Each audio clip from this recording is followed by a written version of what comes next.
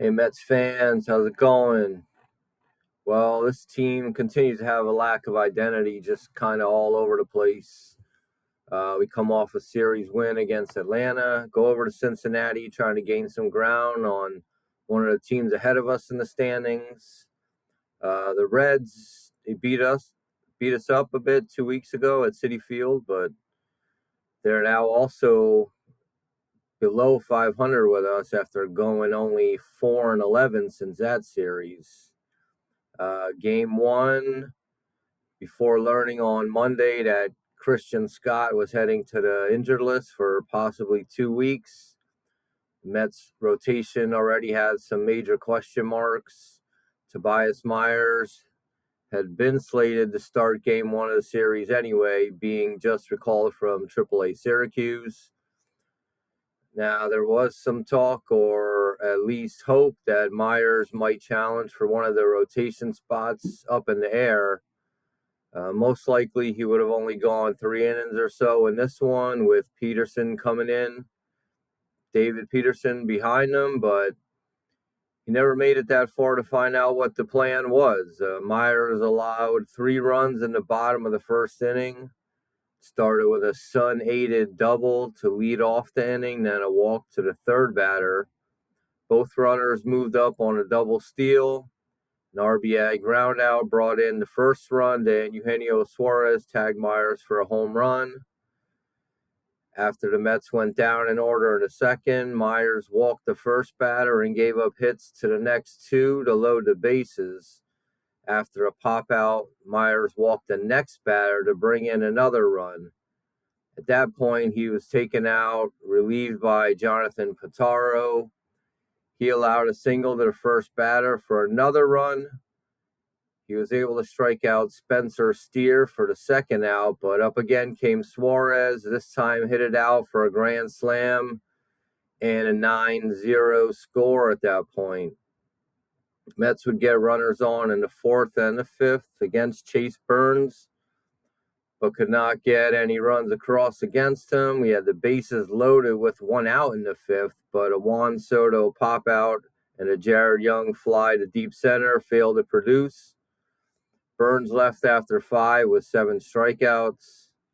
Mets would threaten again in the 6th and 7th, but couldn't push through. Deficit grew to 12-0 when David Peterson came in, gave up a 3-run home run to J.J. Bleday to top it off in the 9th. And that was the final score, 12-0.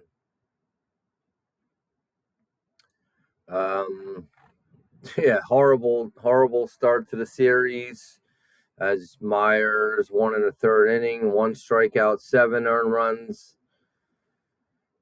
counted against him, 4 hits, 3 walks, the home run. Pintaro, 3 2/3 with 4 Ks. Gave up 2 runs of his own in addition to those charged to Myers on the grand slam. Peterson, 3 innings pitched, 3 earned runs, that home run. Not many offensive highlights for the Mets. Bichette did have 3 hits, including the double. As a team, we had 6 hits, 11 strikeouts, 6 walks. So 6 hits, 6 walks, no runs. Yeah, great job. Game 2, Christian Scott, he was supposed to start this game before going down with the hip injury.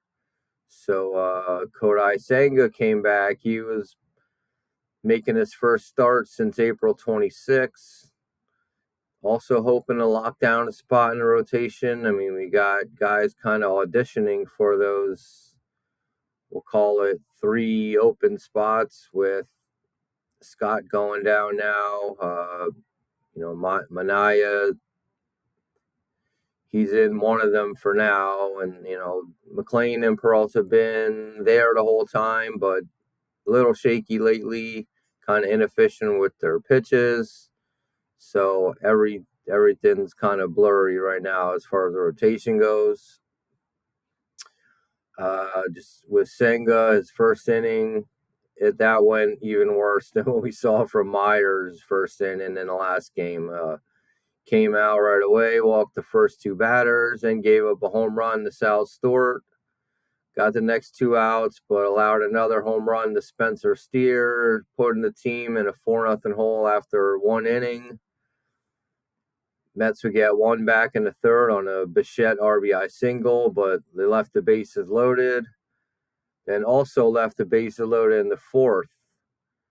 Senga did last through 4. Then he gave way to Perez, who allowed Cincinnati run in the 5th.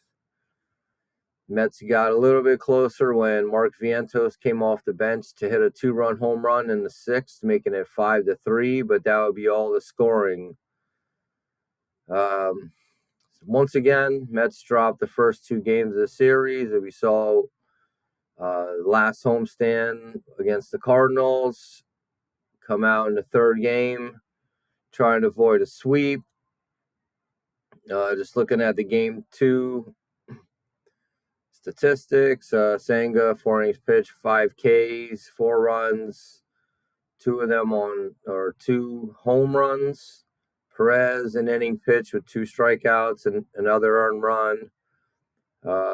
Warren, Brazoban, and Weaver came in and held the Reds down, hoping we can get some offense going. Just didn't happen. Offensive highlights, Vientos with the pinch hit 2-run home run. Bichette, 2 hits in this one, 2 for 5 with an RBI. So, trying to avoid a sweep, like I said, we got McLean on the mound, trying to turn it around for himself and the team. Now, as I mentioned, McLean had struggled with command of his pitching. His pitches, mostly his breaking stuff, issuing 12 walks over his previous 15 innings. He didn't have those problems today and gave us what was probably his best effort of the season. He's had some pretty good ones, but I think this was his most complete and most needed. Did it at the right time. Got the Reds in order over the first 2 innings. Mets struck in the top of the 3rd.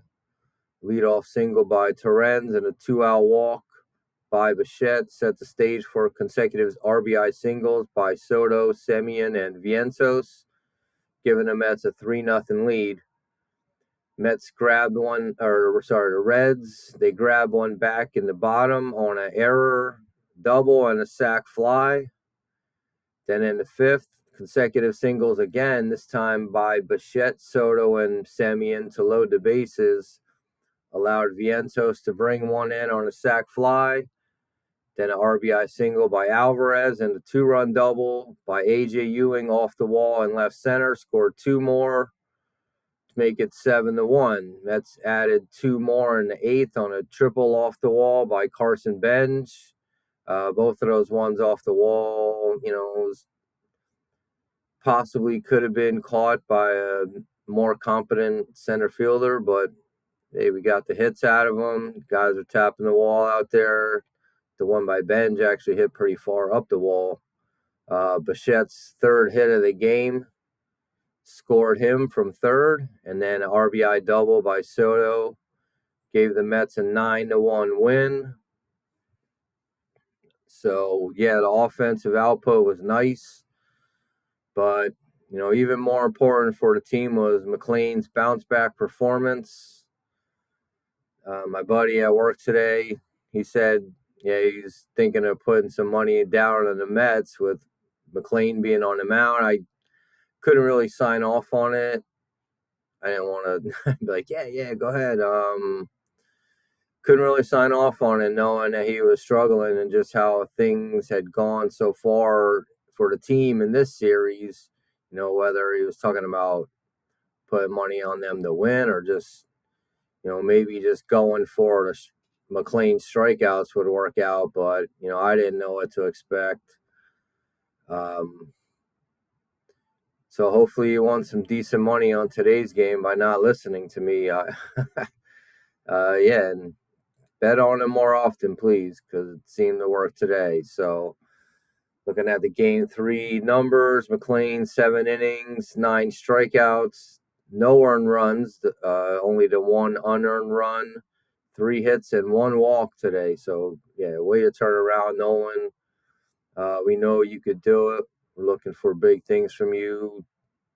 You just got to keep it going no matter how the team may be playing. We need you for now and in the future. Raley and Warren finished it off with an inning each. Mets had 15 hits today and 3 walks, only 4 strikeouts. Bichette with another 3-hit game, 3 for 4 with an RBI and 3 runs scored. Soto 3 for 5, double, 2 RBIs, 2 runs. Alvarez 3 for 5, RBI and a run. So a couple guys with 3 hits there. Just, nice to spread these runs out a little bit more. Probably could have stole that second game and just taken the sting out of that first game debacle. So just looking at the series, Mets not even competitive in the first game, 12-0. Second game, we had some opportunities. Obviously, Senga put us in the hole early, 4 runs in the first inning. After that, we outscored them 3-1, but it was almost a little bit too late, and couldn't quite get the hits we needed to try to tie that one up or even take the lead there. And then,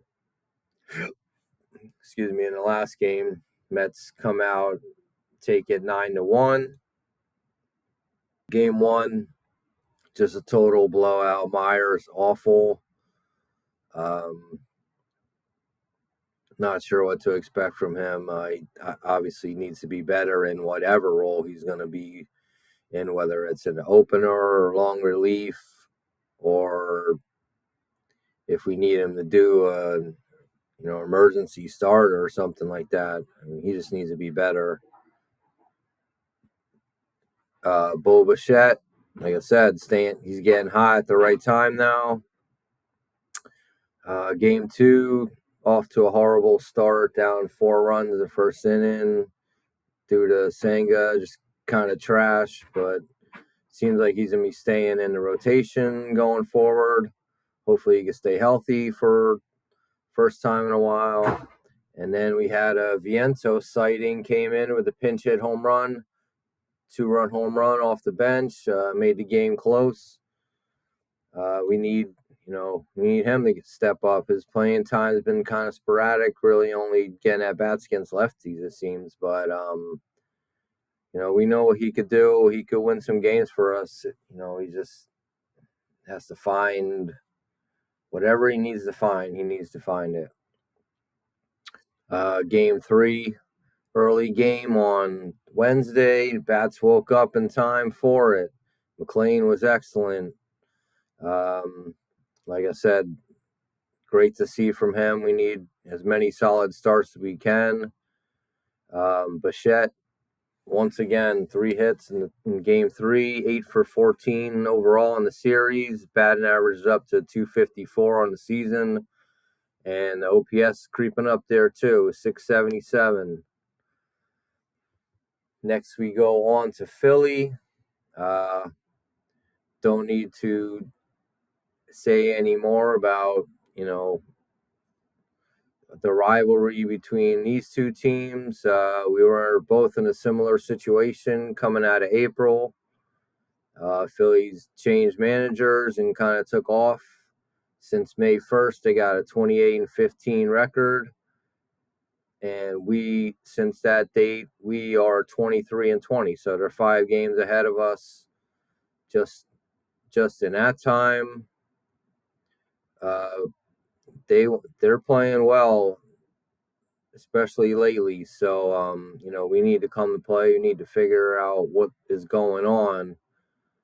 Just seeing the way we kind of started the last homestand and then this series, it got me thinking about all the traveling the team's been doing.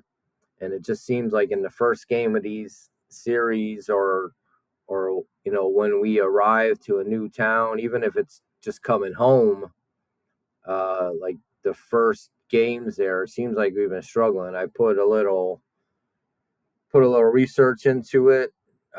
Just in those games, like the first game in a particular city, since May 22nd, we are 1-5 in those games. Okay, it was at the last game before that. The last one before that, we played at Washington and we whooped them. It was like that crazy game where it went extra innings and we scored the 10 runs in I think 12th inning. After that one, since then we've gone 1-5 in these games. Grand total of 10 runs scored in the 6 games, and we gave up 31 runs. So we're averaging, a run and a half and giving up 5 runs in these games. It doesn't even matter really who's pitching. It's been a little bit of everybody. Myers, Manaea, McLean, Warren, Manaea, Scott, Peralta. Like I said, a little bit of everybody. I don't know. It just seems we're not prepared for these games, and it puts us behind. We saw it like I was talking about. We saw it last week. Came home, got beat down by St. Louis 7-0. Same thing happened this time against Cincinnati. That first game, we just got our ass kicked 12-0. So we got to become better prepared for these games here. I don't know what the problem is, but that is really bad, and it's not a good look. Puts us down right away in these series, and then we're less than a 500 team. So what are the chances we're going to win the second game, and then we're fighting to not get swept in the third game? But anyway, we'll see how that goes. That series starts Thursday night in Philadelphia. Play a Thursday, Saturday, Sunday schedule. I think it's altered due to the World Cup schedule conflict, something like that. So it's kind of weird that you don't play on a Friday, but it is what it is. After 74 games now, the Mets back down to 8 games under 500 at 33-41. Still need wins. I'm going to be saying it all year because we got to make up for that April. Right now in June, we're 7-8. I said it in a bunch of my other videos. This upcoming schedule, it's tough. I mean, we got through the toughest part really with playing the Braves, but all the teams we're playing now have better records than us. So from our perspective, it's a tough schedule. These teams are all between us and the wild card. So we need to beat these teams, not only just because we need wins, but we need to knock these teams back down and try to get back into it. We need a winning month in June. It doesn't even have to be a lot of games over. We just need to kind of tread water and then, flip the calendar in July. I know we have some easier games on the schedule. KC, Boston, we play. They're not doing too hot right now. We do play. It's a pretty tough schedule in July as well. We start off with the Braves. We play them 2 series. We play the Dodgers. We play at Milwaukee, Philly again. It doesn't really get much easier. So we need to get winning months, even if it's only 1 or 2 games above 500, just to kind of tread water here. But at some point, we got to get back into it. We got to get back to the 500 record quickly. We got some guys coming back, hopefully really soon. Hopefully Scott's not out for too long, and there's no delay. When he does come back, he can hit the ground running, pick up where he left off. But in the meantime, let's beat the Phillies. And they're going to give us their best. They got good starting pitching and guys that can beat you with the bat, like their superstar hitters. You know them, Schwarber, Harper, and they don't like us, so they're gonna come ready to play. All right, so stay tuned till then, guys. Take it easy. Let's go Mets.